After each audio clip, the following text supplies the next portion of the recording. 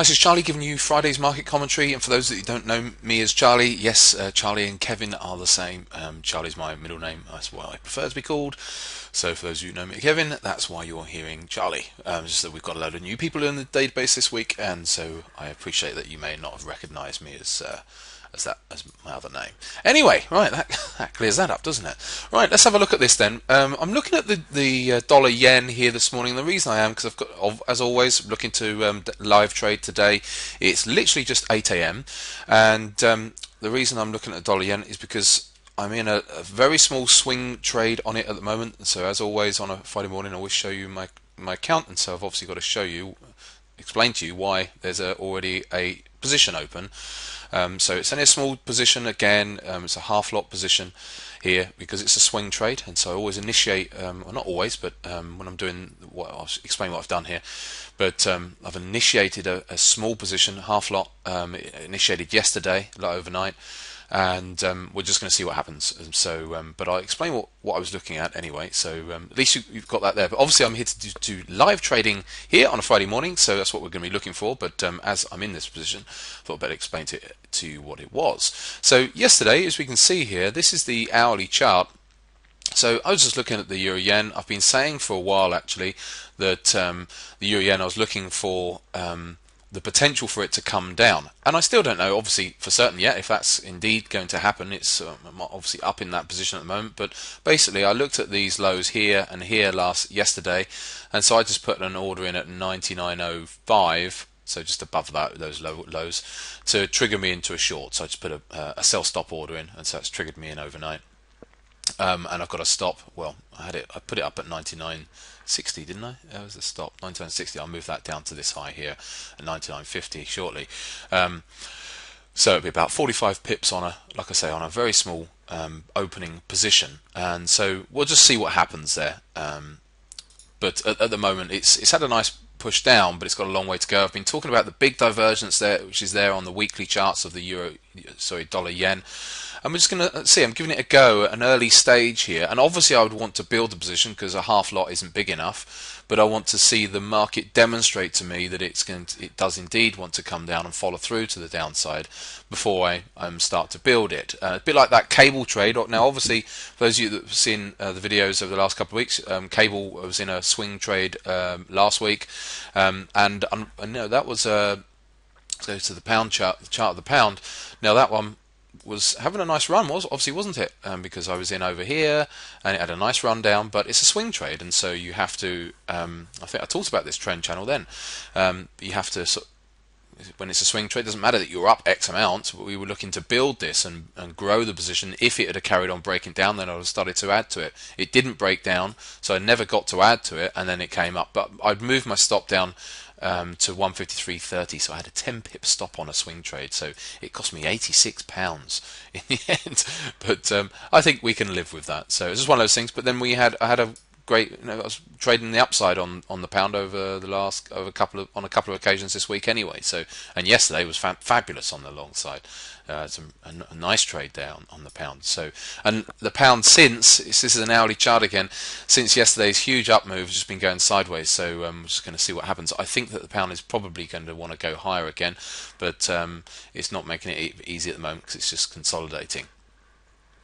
So coming back to the dollar yen again, obviously I'd be interested in adding to this position, but it really needs to break down. Now it has broken this low here, but then it's immediately then put in some reversal candles here, as we can see. So I really need to see these candles get taken out, and then I'd start looking adding to the position. So we'll see. And again, what I'm looking for on the dollar yen, and I've got in a bit of an earlier stage at the moment, but we're breaking down. The hourly 50 starting to roll over. That's all good, but we're not quite low enough. It's still got a bit of work to do on the 4 hourly chart. Look, we're just hovering around this 4 hourly 50 at the moment.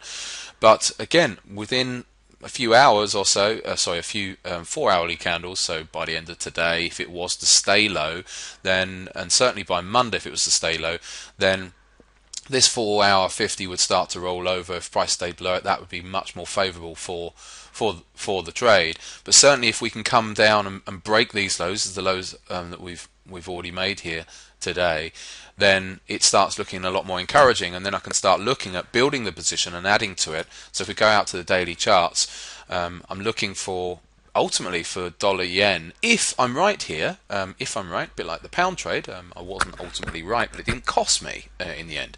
But if I am right here, then we're looking for several hundred pips to the downside, down into the low 90s as my target. And so if I take you out to a monthly chart, the reason being is we've got the bands here on the monthly chart. Look where the lower band is, right down sub 90 at the moment, but obviously that's going to be coming up at the end of this month as the bands change.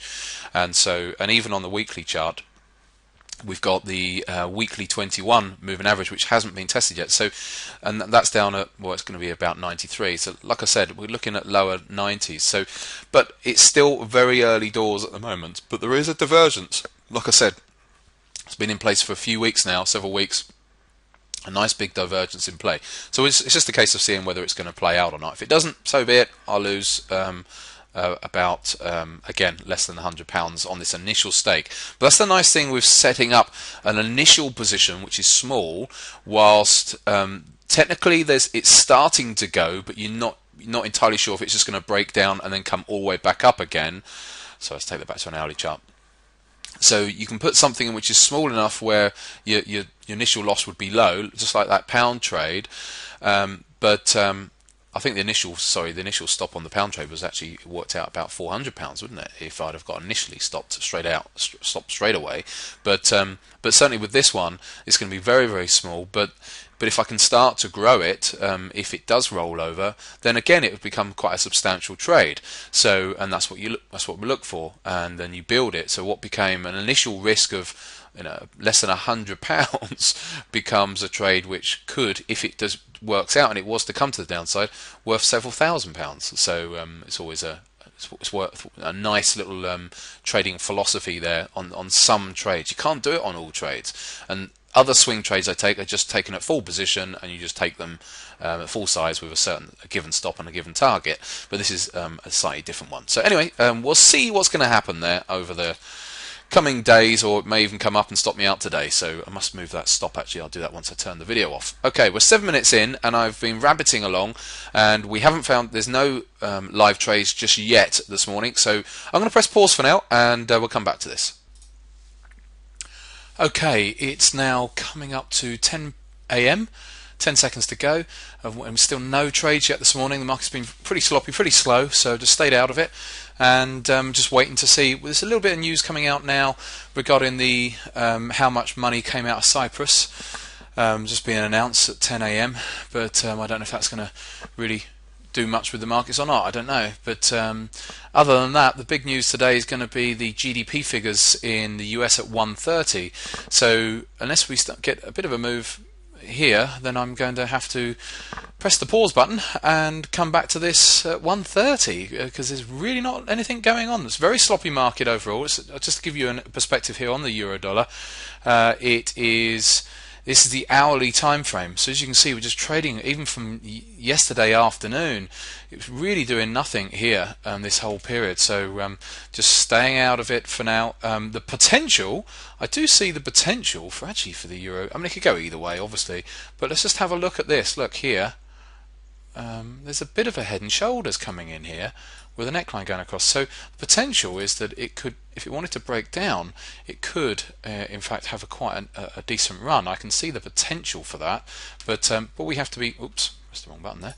We have to be patient and wait, and I can't wait around all morning because I do have to go to the gym and in amongst trading, and sometimes you give a market enough of a chance and it's still not doing too much, and so you say, okay, well, I'm going to have to go out, and sometimes you miss trades as a result if you do go out, and sometimes you don't, so we'll just have to see.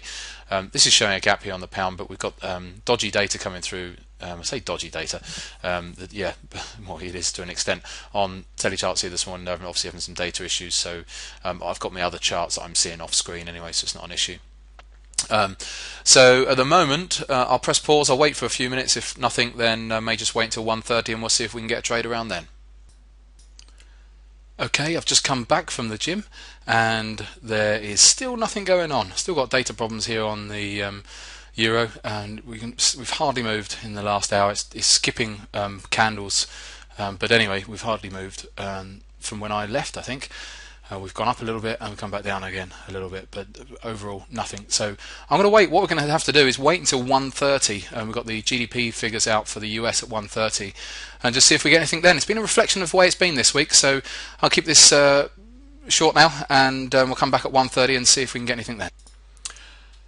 Okay, I'm just coming back here. It is 1:30. I'm talking to you now, and I'm also communicating in our trading room at the same time. And so we're just seeing if we're going to get much of a move here on this news, which is looks like we are. Now, my charts here on telecharts are absolutely useless today. They're not working very well at all. But the dollar yen trade I'm in is working quite nicely as it currently stands. But obviously that's a swing trade, so it looks like we've had a big gap down on dollar yen by the looks of things. But you're not going to see it here on telecharts. I'm just using this as a projection, unfortunately, today.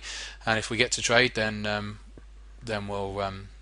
that's fine. But telecharts' feed is absolutely not working. So basically, yeah.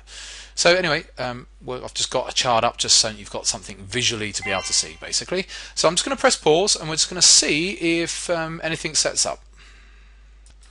Okay, so we are just back. I'm looking to play a band play here into my little bands here. I've brought up a different chart because telecharts isn't working today, their feed. So I'm about to hit, I'll be doing 4 units, and I'm about to hit that. If we can come up to my black line here, then I will put 4 units in, and we'll do it as a short on the dollar yen here. So we'll just see if it's going to get up to the back line and not come straight back down, come into the band here and come straight down. I want to see if it's going to get a hit.